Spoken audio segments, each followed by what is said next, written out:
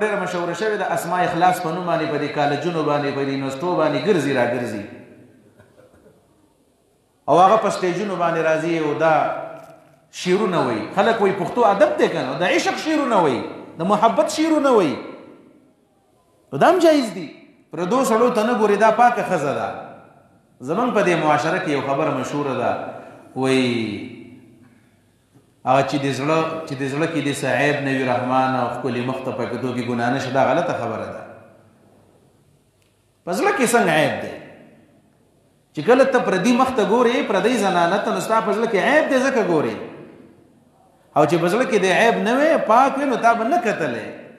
دا پردي مخ ته کتل بنیادي طور باندې په زړه باندې انحصار کوي په زړه باندې که ستا زړه پاک دی پردي مخ ته به نه ګورې او چې ستا زړه بالفرض ګنده دی پردي مخ ته به ګورې دقه مقصد دی ذلک ازکا لهم قرآن کې الله تعالی فرمایي پاکي دا ده چې څوک پردو ښځو سړو ته نه ګوري دا پاکي ده دا صفایي ده مور بی بی فرمایي کنه حضرت عائشه رضی الله عنها و زما د الله په ذات باندې قسمی د نبی علیہ الصلوۃ والسلام لاس چرته د اجنبي ښځه سره نه دی لګېدلی الله دې معافي وکړي زموږ نه ډېر بې احتیاطیانې کېږي ګورې ډېرې بې احتیاطیانې زموږ نه کېږي دا بعضې ښځې بې انصاف همدای ته چې ورشې نو ته به ځان ساتې په زور به ته هلته زما نه پرده کې ته زموږ په ګاونډ کې او زما د پلاني داسې ته به دې ځان ساتې او به تا پسې راځي دا زیاتې کوي دې ښځو ته ویل غواړي چې د چا سره د چا نکاح کېږي نو لاس به نه ورکوي ورله چې د چا سره نکاح کېږي لاس به نه ورکوي موږ دا مسلې دي رسول الله صلی الله علیه وسلم څه فرمایي نبی الله تعالی وایي دا زړه په دې باندې پاکېږي چې څوک چاته نه ګوري نبی علیہ الصلوۃ والسلام داسې پاک انسان صحابه کرام داسې د نظر حفاظت راځي چې موږ وګورئ نظر حفاظت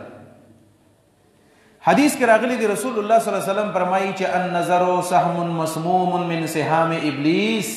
من ترکها مخافتي ابدلته ایمانا یجد حلاوته فی قلبی وای د ایمان دا نظر د شیطان د زهریله غشو نه یو غش دی دا هم شی نه غش دی په دې باندې ښکار کېږي ښکار په دې غش په نظر باندې سهم مسموم زهر الود په دې کې زهر دی زهر د شیطان د زهریله غشو نه غش دی من ترکها مخافتی چا چې پرېښودو زما د یېرې د وجې نه یاره ځکه نه ورم پردې ښځې ته الله پې خفه کېږي دې پردي سړي ته په سترګو کې سترګې ځکه نه ورکوم چې الله پې خفه کېږي نبي علیه السلام څه وایي ابدلته ایمانا یجد حلاوته فی قلبی داسې ایمان به په بدل کې ورکم چې په زړه کې به یې خوند محسوس کړي خوند مؤمن به یې ده کلک مسلمان چې پردو ښځو ته نه ګوري او پردو سړو ته نه ګوري او داسې مجلسونو نه نه ځي ایمان په زړه کې به د ایمان خوند یې بیا د دې خپل ایمان باندې بیا خوشحاله ان الله خبیر بما یصنعون دا د سړو حکم شو دویم حکم څه دی وقل للمؤمنات یغضضن من ابصارهن زنانو ته مو وایي چې تاسو خپل نظرونه ښکته وساتئ یوازې نارینه نه زنانو ته وایي تاسو خپل نظرونه ښکته وساتئ او ویحفظن فروجهن دین دې د خپلو عورتونو حفاظت وکړي زنانو ته وایي تاسو هم نظر ښکته ساتئ تاسو پردو سړو ته مه ګورئ هغه مجلسونه نه مه ځئ چې په کوم ځای کې سړي دي یعنی د سړو مجلس له ښځه ځي نو څنګه به د نظر حفاظت وکړي پوهېږئ په دې خبره باندې که نه یا سړی دی د زنانو مجلسونو لذي څنګه به د خپل نظر حفاظت وکړي څنګه کېدی شي داسې دا کېدی نه شي دا موږ دروغ وایو دا زموږ دا ژوند د منافقت نه ډک دی بعضې خبرې د سړي زړه غواړي چې وي کې خو څه خلک پرې خفه کېږي نو موږ یې نه شو کولی زموږ دا صوبایي حکومت چې کله جوړ شو خدای شته په دې اول کې یو نوټیفیکیشن راغلی زه په ډېر خوشحاله وم وی چې صوبایي حکومت پابندي ولګوله چې د ښځو سکولونو کالجونو یونیورسټو ته به سړي نه ځي تاسو چاته یاد دي دا نوټیفیکیشن به چاته معلوم وي دا راغلی وزیر اعلی صاحب هم ویلي یاره موږ ډېر صحیح خبره ده ټیک کار دی سړي د ښځو په کالج کې څه کوي او د ښځو په یونیورسټۍ کې څه کوي او د ښځو په سکول کې څه کوي دا سرکاري نوټیفیکیشن شوی دی معلومات وکړئ تاسو 2 ورځې پس چې کتل دغه صوبایي وزیران به تللو په کالجونو کې په یونیورسټو کې جنکو سره په سټیجونو باندې بیا ناستو دروغ یې ویل دا منافقت دی اوس داسې نه دا خبره ټیک وه چې مه ځئ خو دا کار بیا غلط دی د ښځو کالج کې به ښځې او د سړو په کالج کې به سړي د ښځو په سکول کې به ښځې او د سړو په هغه کې به سړي په دې کې څه عیب پکې څه دی آیا د ښځو کمی دی چېرته چې هغه سکول ته چېرته ښځه لاړه شي یا د سړو کمی دی د سړو کمی دی چې هلته سړي راشي دا ولې دا زموږ زړونه بیماران دي بیماران د مردار ډېره مشهوره شوې د اسماء اخلاص په نوم باندې په دې کالجونو باندې په دې یونیورسټو باندې ګرځي را ګرځي او هغه په سټیجونو باندې راځي او دا شعرونه وایي. خلک وایي پښتو ادب دی که نه، د عشق شعرونه وایي، د محبت شعرونه وایي، نو دا هم جایز دي. دا پښتانه خو هغه خلک ویل موږ په جرګه باندې اسلام راوړی دی که نه، موږ وایي پښتانه په جرګه مسلمانان شوي دي، ټول په ټول مسلمانان دي.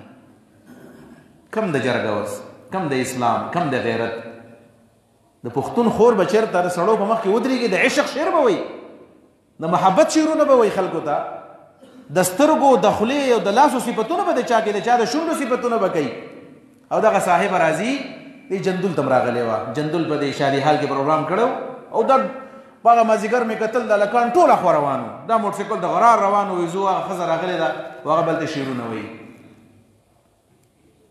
نبی علیه الصلاة والسلام فرمایي لا یؤمن احدکم حتی یحب لاخیه ما یحب لنفسه. مؤمن چاته وایي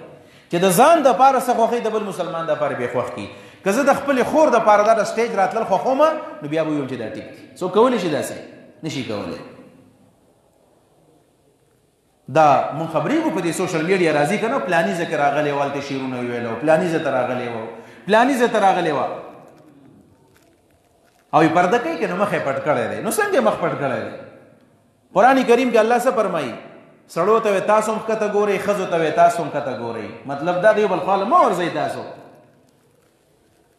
او بیا فرمایي ولا یبدین زینتهن الا ما ظهر منها. او دې ښځو ته څه وایي؟ دا یو څو آداب واو راځي چې دا موږ یاد. ښځو ته وایي چې ولا یبدین زینتهن خپل ښایست مه ښکاره کوئ تاسو، خپل بیوټي او خپل میک اپ او خپل پاکې جامې او خپل نکریزې او خپل پاوډر سرخي دا چاته مه ښکاره کوئ، دا ګناه ده. چاته ښکاره کوي؟ خپل خاوند ته. زمونږ بدقسمتي زمونږ د زنانو دا ده چې په کور کې څښا جامې به یې اغوستي، په کور کې لاسونه به یې څښا پسخایي، د پیزار به خیال نه ساتي، لوپټۍ څښا ده، مخ ورته معلوم هم نه دی چې نزل پکار دي که نه دي. خو چې ډاکټر لم روانه شي نو د سهار وختي به پاسېدلي او ځان به برابروي او نوي جامې او پاک بوټان او پاک پیزار او پاک جامې. دا څه شی دي؟ په دې ښځه باندې حق د ډاکټر نه دی، د دې سکول کالج نه دی، په دې خپل خاوند پرې د خپل خاوند ته په دې کور کې دلهن ګرځه، په دې خپل کور کې د خپل خاوند ته ناوې ګرځه چې ستا سره محبت وي نو ستا قدر به کوي، ستا عزت به کوي. زه د حقیقت دا خبره کوم، مشران ناست دي ماله حیا راځي.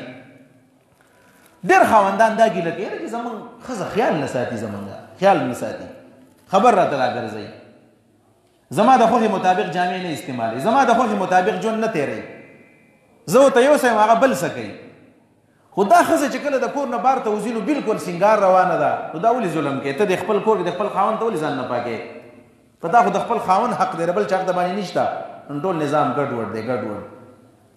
الله فرمایي ښځو ته وایي چې تاسو خپل ښایست بل چا ته مه ښکاره کوئ. نو د سټیجونو چې دا کمې ښځې راځي که نه، استغفر الله، سړی کله ګوري حیران شي که نه. زمونږ په دې پارلیمنټ کې د بعضې زنانه دي که نه زرتاج ګل په شانې ښځې پکې شته که نه، د شیرین مزاري په شانې ښځې پکې دي که نه. د دې څنګه لباس دی؟ زه تاسو دا پښتو لرې کوي، د ایمان لرې کوي، غیرت په چا کي؟ دا څه شی دی؟ دا لباس دی، دا لباس دی. زمونږ د پاکستان یو زنانه وزیر خارجه تللی وه هندوستان ته، او ویل هغې به د ورځې د 40 لکه روپو دا به دغه کو، دا میک اپ او بوټان او دا څیزونه په 24-25 لاک به د هغې د ورځې خرچه وه. دا څه شی دی؟ دا ټولې خبرې الله موږ ته کوي. ګوره ټولې خبرې لا یبدین زینتهن الا ما ظهر منها. لہذا د خپل نظر حفاظت راځي چې موږ شروع کړو. د هلکانو ته هم چل یاد کړو چې پردو ښځو ته مه ګورئ، د جنکو ته مو وایو پردو سړو ته مه ګورئ. تاسو دا ګناه ده، دا حرام دي.